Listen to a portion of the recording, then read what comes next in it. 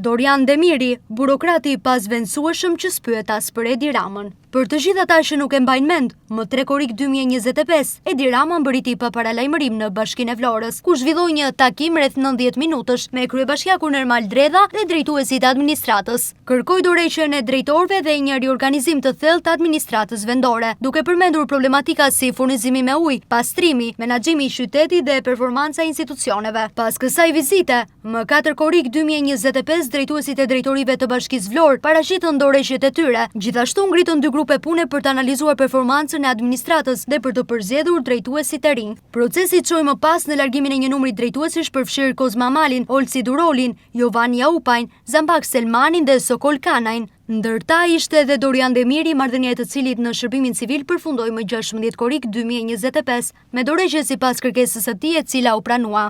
Pas kësaj, duket se ai së bashku me kolegët ish drejtues u zhduk përcakon nga qarkullimi, për të rishfaqur fikse rreth një viti më pas, si kandidati vetëm i kualifikuar për fazën e dytë të konkurimit për pozicionin përgjegjës i sektorit asistencës dhe shërbimit të tatimpaguesve në drejtorinë rajonale tatimore Vlorë. Intervista është parashikuar të zhvillohet më 28 korrik 2026. Po kush është Dorian Demiri dhe si ka mundësi që riciklohet kaq shkollaj? Gjurmët publike të Demirit në administrat nisi në vitin 2015. Ai deli lidhur në drejtorinë rajonale tatimore Vlorë në një rol juridik ose përfaqësues, ndërsa në vitin 2018 figuron në një dokument të drejtorisë së përgjithshme të tatimeve me adresë elektronike zyrtare dhe një numër telefoni institucional. Në vitin 2022 emriti shfaqet në gjykatën administrative të apelit si paditës ndaj drejtorisë së përgjithshme të tatimeve me objekt marrëdhënie pune, ndërsa drejtoria rajonale tatimore figuron si person i tretë. Pas kësaj në shtator 2023 Demiri fitoi konkurimin për drejtor të drejtorisë juridike në Bashkinë Vlorë si kandidat i vetëm. Gjatë viteve 2024-2025 ai u përfshi në çështje të rëndësishme juridiko-administrative,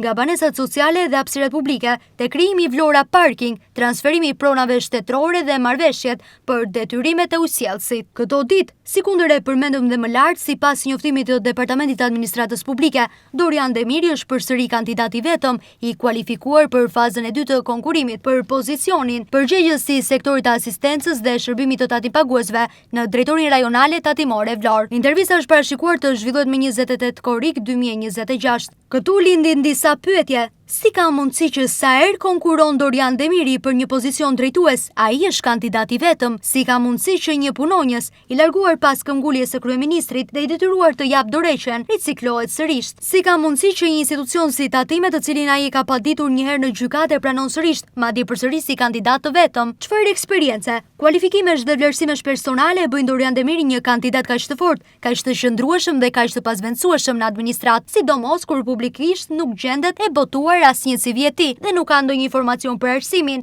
kualifikimet apo përvojën e tij?